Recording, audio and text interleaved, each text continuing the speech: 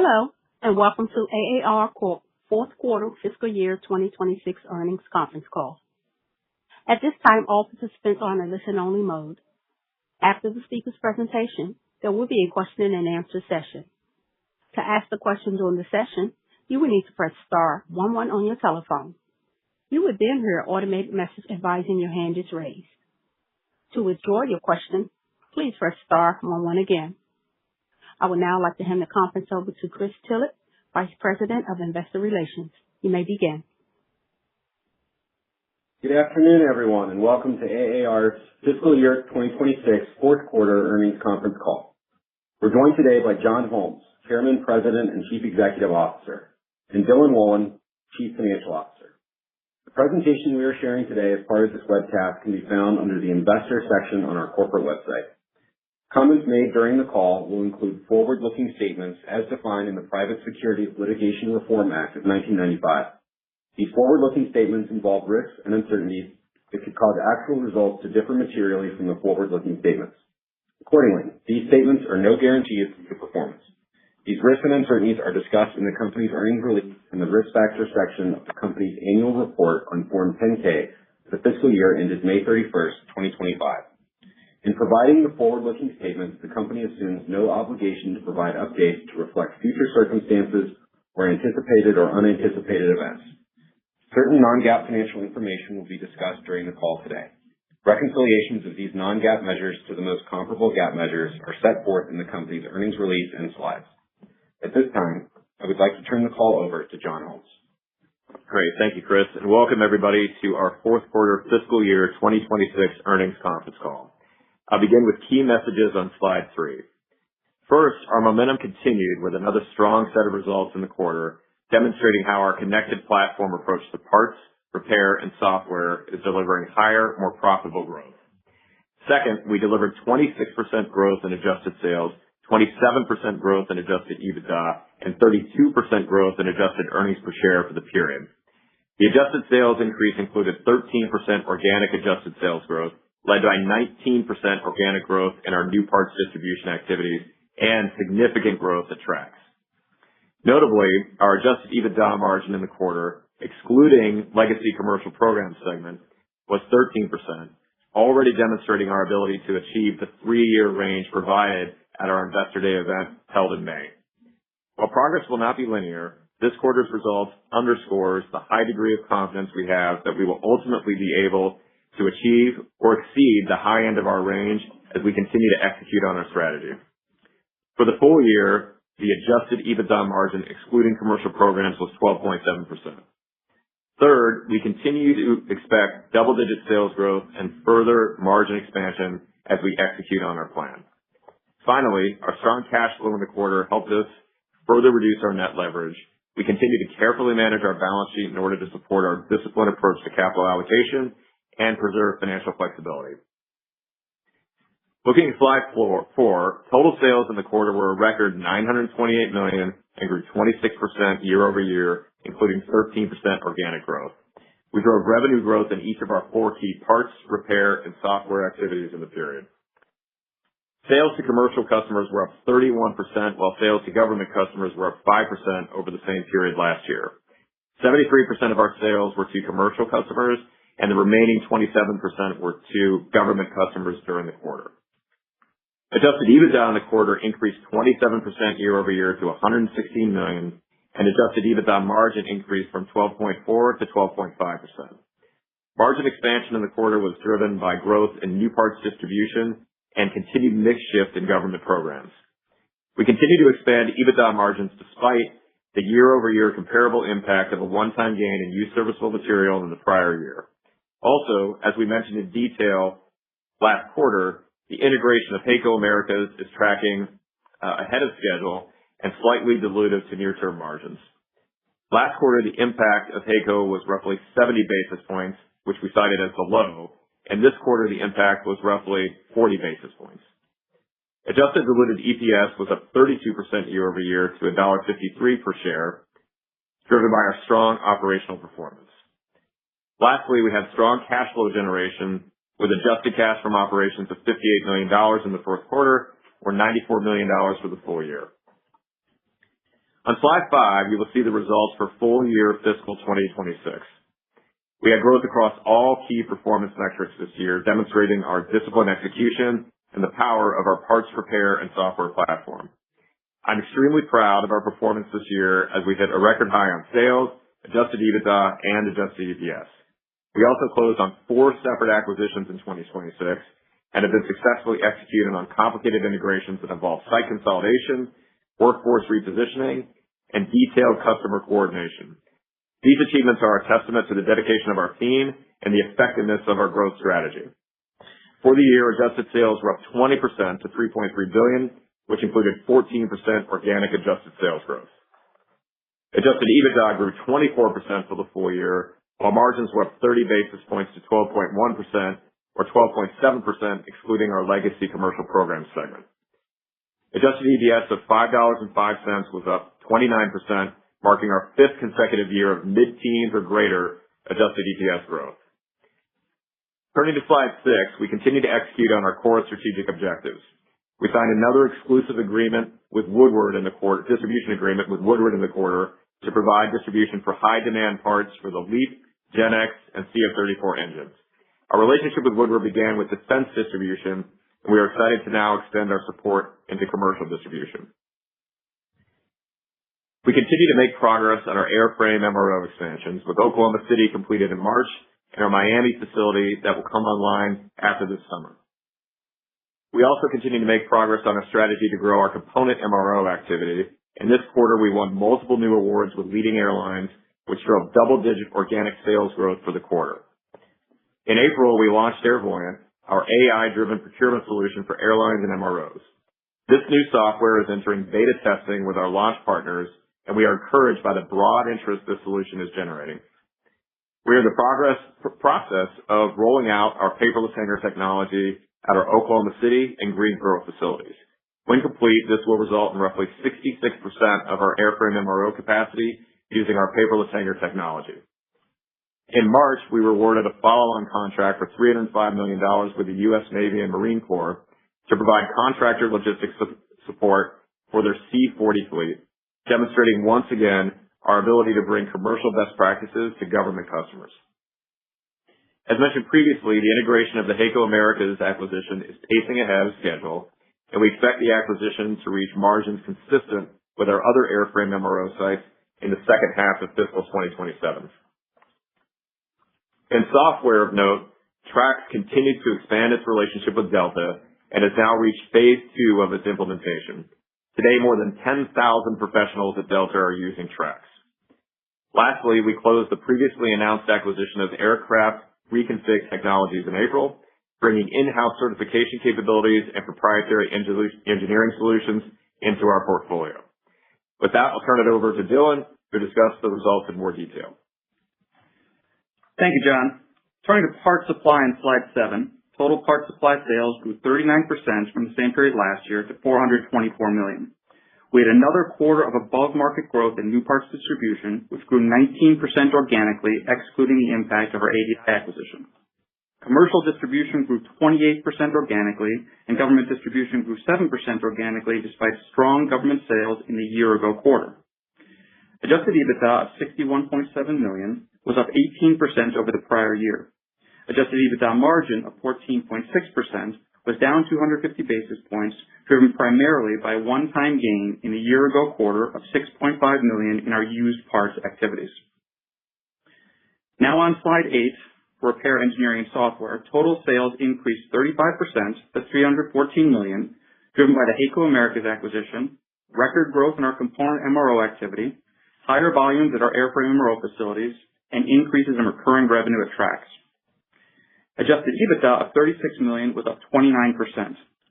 Adjusted EBITDA margin of 11.5% was down 50 basis points from the prior year. As John mentioned earlier, consistent with our expectations, margins were negatively impacted in the quarter by our continued integration of HAECO Americas. The acquisition had an approximately 130 basis point impact on segment adjusted EBITDA margins in the quarter. This is an improvement over what we saw in the third quarter and is consistent with our expectation that margins will continue to improve as we complete our integration activities during the first half of FY 27. Segment margins were also impacted in the quarter by approximately 90 basis points by certain costs in our component MRO operations that we do not expect to continue going forward. Looking at Government Solutions on slide 9. Sales were down 8% year-over-year to $130 million, and adjusted EBITDA of $20.8 million was up 58%. Adjusted EBITDA margin grew 670 basis points to 16.0%. The decline in revenue was driven by reduced activity on our WASP program supporting the State Department. We were able to partially offset this impact through expansion of other government programs that we have won over the last couple of years, as well as by strong pallet sales in our mobility operation. The other government programs, along with the greater mobility volumes, drove the segment margin expansion in the quarter. Turning to the balance sheet on slide 10. We had another strong cash flow quarter, generating $58 million in adjusted cash from operating activities. Importantly, we drove improvement in accounts receivable days and inventory turns both year-over-year and quarter-over-quarter. Net leverage decreased from 2.17 times net debt to adjusted EBITDA at the end of Q3 to 2.03 times at the end of Q4, despite our funding of the ART acquisition in the quarter. Adjusted operating cash as a percentage of adjusted EBITDA was 50% for the quarter and 24% for the full year, demonstrating meaningful progress toward our long-term target of 30% plus. With that, I'll turn the call back to John. Thank you, Dylan. Turning now to slide 11.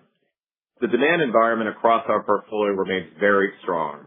Commercial passenger volumes have been resilient despite higher ticket prices, and the elevated aircraft fleet age continues to drive demand for our core parts and repair offerings. We expect these favorable conditions to continue. In parts supply, order volume remains strong, and we continue to increase our offering with the addition of new distribution agreements. In repair, engineering, and software, our airframe MRO facilities remain largely full, and demand for our component MRO services continues to increase. In addition, we have strong momentum in our software offerings as we capture additional customers for Trax, Aerostrat, and Airvoyant. Finally, in Government Solutions, although we expect a continued decrease in activity on our WASP program, we anticipate being able to more than offset that with growth on other programs at higher margins. As a result, in FY27, we expect another year of strong growth. Specifically, in Q1, we're expecting total sales growth, excluding the legacy commercial program segment, to be 21 to 23%. We expect Q1 adjusted EBITDA margin of 12.25% to 12.75%, also excluding legacy commercial programs. Notably, we are guiding to metrics on an ex-legacy commercial programs basis, as we believe this more accurately reflects how we are managing the ongoing performance of the company. We expect the legacy commercial programs business to wind down ratably over the next 3 to 4 years, and we will continue to provide updates on that progress as they become available. This timeline could shift based on the speed with which we exit inventory positions and contracts with customers. On slide 12, you will see our outlook for the full fiscal year 2027. We expect another year of strong growth with total sales, excluding legacy commercial programs, to be in the range of low double digits to low teens. This full year guidance assumes conditions remain consistent with what I just described. Specifically, we expect continued strength in our new parts distribution activity within parts supply, continued growth in repair, engineering, and software as a result of capturing more component work, our facility expansions coming online, and growth in our software offering. Finally, we expect to see the benefit of the mix shift in our Government Solutions segment towards newer, higher margin programs. This FY27 guidance supports the 3-year revenue growth targets that we issued at our Investor Day, and we are confident in our ability to meet or exceed those targets. I'll conclude on slide 13. AAR has been driving strategic transformation over the last several years, and today we are a more focused company offering a complete range of aviation aftermarket solutions in parts, repair, and software. I'm very proud of all that we have accomplished in fiscal year 2026 and over the last several years, achieving our level of growth while continuing to expand our margins, completing and integrating 6 acquisitions, building new airframe capacity, and exiting activities that have become non-core is a complex set of activities to execute simultaneously. I'm immensely grateful to our team for their dedication and commitment to AAR. In addition, I'd like to thank our customers and shareholders for their ongoing support. With that, we'll turn it over to the operator for questions. Thank you. Ladies and gentlemen, as a reminder to ask the question, please press star 11 on your telephone, then wait for your name to be announced. To withdraw your question, please press star 11 again. Please stand by while we compile the Q&A roster. Our first question comes from the line of Scott Mikus with Melius Research. Your line is open. Good evening, John and Dylan. Very nice results. Thanks, Scott. A quick question. Based on GE's results, it seems like their spare parts orders at commercial engines and services were very strong in April and May, and then kind of started to normalize maybe later June. At Parts Supply, how have your orders trended for new parts, particularly to commercial customers, since the end of May? And then with the recent uptick in hostilities with Iran, are you seeing tailwinds to your new parts distribution sales to government customers? Yeah, great question. Our growth and distribution on the commercial side has been actually relatively consistently strong throughout the year and throughout the recent months. And just to break that down for you, growth in distribution is kind of roughly 50% coming from increase in same-store sales, if you will, existing distribution agreements. A little bit less than 50% is coming from the ramp-up of new agreements, and then a little bit is coming from price increase. But the volumes and the demand from the customers has been relatively consistent on the commercial side for the last several quarters. In defense in particular, we had a very strong year overall. Organic growth in government distribution was 34% for the year. We started to see an increase more meaningfully last year at this time, so we're starting to lap some tougher comps right now. But we are encouraged by the demand patterns that we're seeing out of our government customers, most notably the DLA.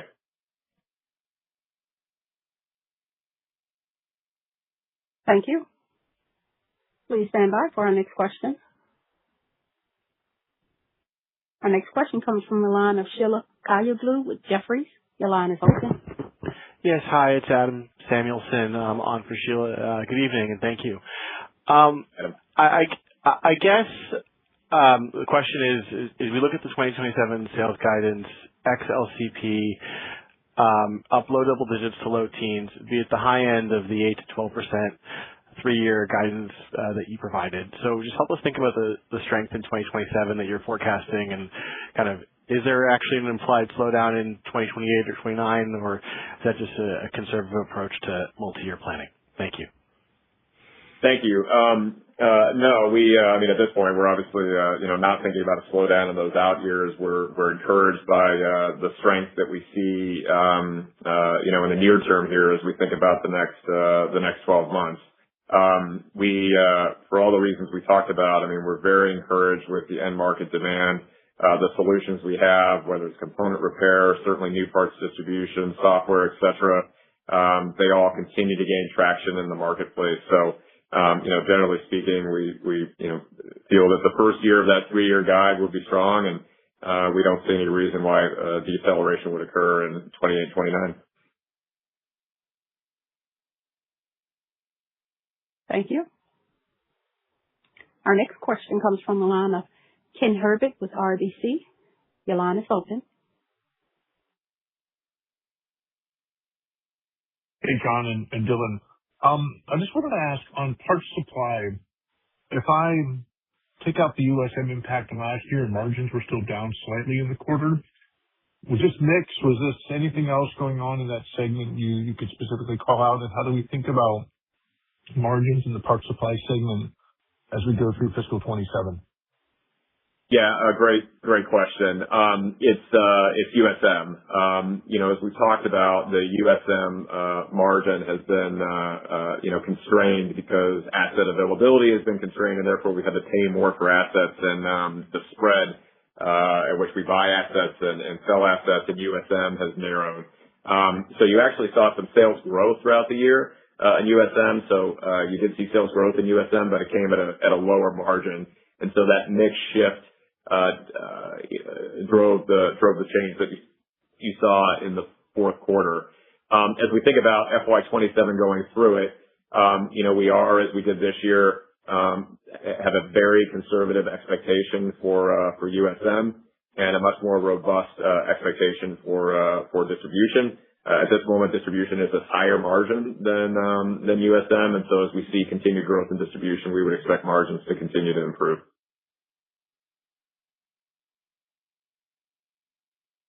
Great. Thank you. Thanks, Ken. Thank you. Please stand by for our next question. Our next question comes from the line of Louis DiPalmo with William Blair. Your line is open. John, Dylan, and Chris, good afternoon, and congrats on the successful fiscal 2026. Thank you. For your parts distribution business, organic growth remains strong. What is the expected impact from the new Woodward expansion, and what is the pipeline for other expansions from existing customers and also for new logos? I think you mentioned how you had the existing agreement with Woodward on the defense side, but is there potential for other customers to do the same? Great set of questions. Woodward specific, I think, the deal that we did originally on the defense side and the deal that we've now done on the commercial side, both of those relative to all of distribution are good, but relatively small. Having said that, what we'd like to see is exactly what's happening with Woodward. As we start in one area, we're successful, then we move into another area and are successful, and then we see more and more opportunity. So we look at Woodward in general as a potentially large partner for us over time, and we're encouraged that we've already expanded the business. And as it relates to new logos in the pipeline, absolutely. As we've talked about, the momentum that we've seen in distribution continues. This a situation where the more we win, the more we can win. Our two-way exclusive distribution model has gained tremendous traction in the market. This is not something 2 or 3 years ago we were known for. We are known for it now, and we have lots of opportunity coming to us. We've got a team over at Farnborough right now. Dylan and I were here stuck in Chicago, but the team is at Farnborough right now, and I can tell you I spoke to them this morning. There's lots of opportunity out there, and we're encouraged by the meetings that we're having. Great. Yeah, I'm also stuck in Chicago. At the analyst day, John, you discussed how you and AAR currently generate $100 million worth of heavy maintenance revenue with some of your largest customers. However, for some of these same customers, you only generate $3 million of component repair revenue. And I was wondering, what is the time frame we should expect in terms of you being able to cross-sell the heavy maintenance with component repair in order to increase the component repair revenue from that bundling process? Yeah, you're absolutely right. And just to kind of fill everybody else in who may not remember that comment, we a big part of the growth and component strategy is cross-selling between where we have leadership positions on heavy maintenance and lesser positions on the component side. And if I think about some of our largest heavy maintenance customers, we could be doing $100 million a year business or more, and low single-digit million business on the component side. And interestingly, many airlines actually spend more money on component maintenance than they do on airframe heavy maintenance, so the opportunity there is larger. I would say we are in the early innings of executing on that strategy. The conversations that we're having with some of our largest customers are, just at the beginning stages, but the opportunity is there. Even before, though, we get to that cross-selling, we had a really nice growth quarter in component MRO, and that came from not opportunities from cross-selling, but just straight up wins in the marketplace, most notably in our Asia operation in Thailand. So we're encouraged by, now that we've got the integration done, now that we've got the pieces in place, we're encouraged by the momentum that our sales force is seeing with, I would call it, more traditional wins. And then on top of that would come the larger deals from cross-selling. Great. And are there any particular areas of the component repair that you're focusing on, or are you able to share in terms of the success in Thailand, like the particular area that Thailand in particular has been more structures repairs, so doing work on nacelles, thrust reversers, elements like that on the aircraft. The work that we've been winning here in the U.S. has been mechanical components, particularly around engines accessories. Fantastic. Thanks, John, Dylan, and Chris.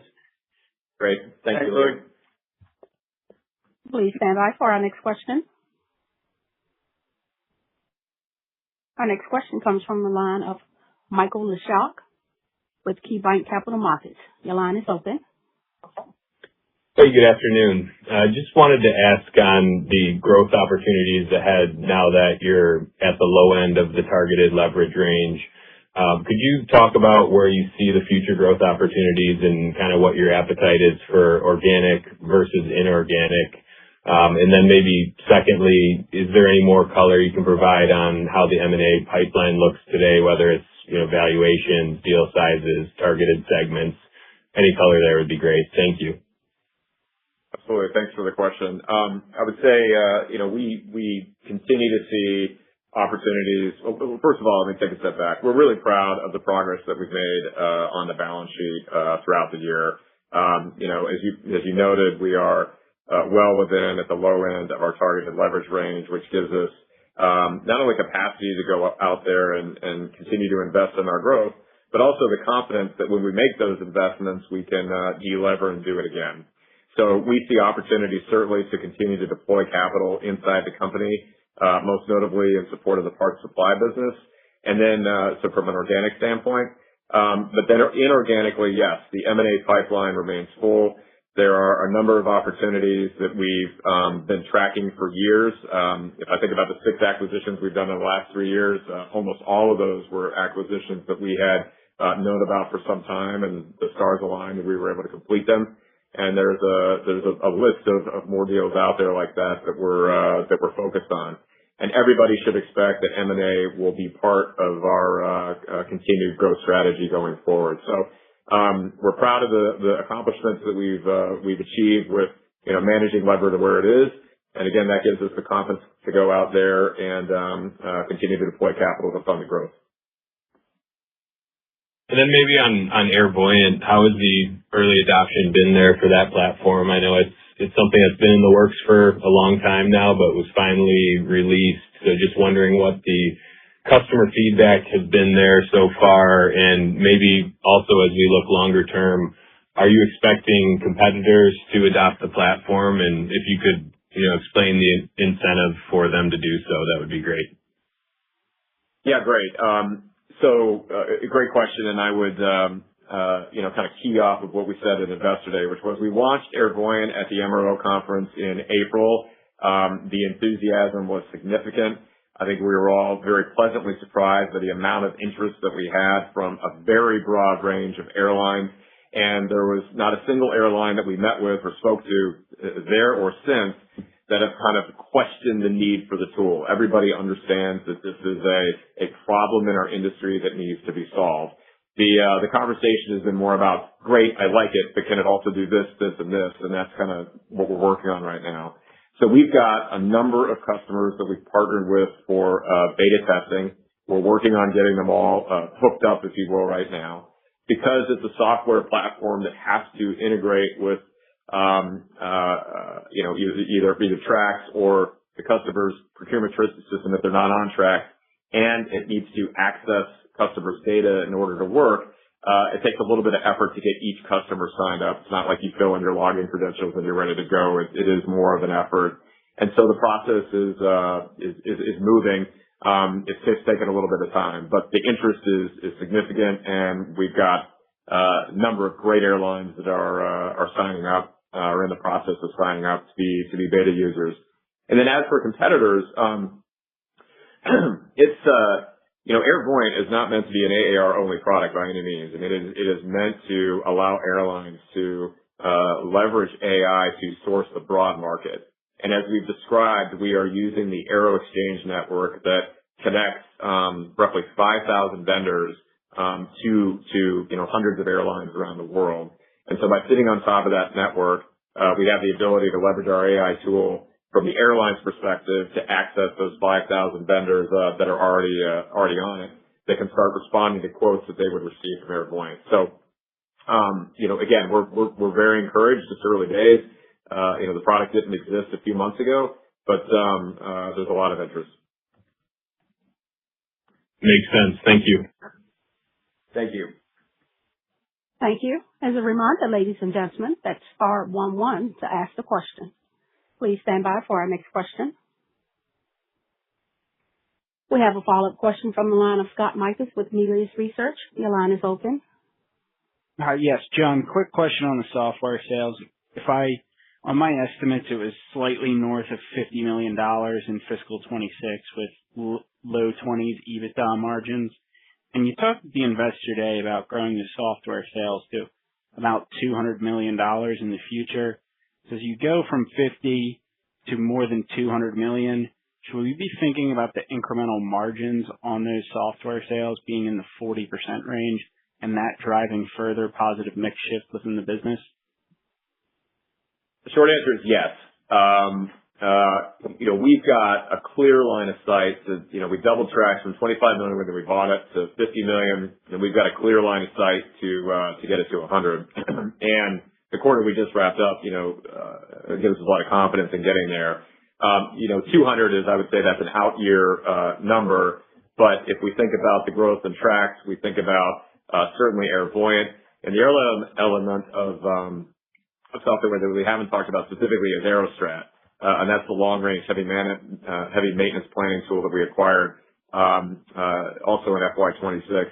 That has been, we can't put out a press release for everyone, but that particular offering has had tremendous success in the marketplace.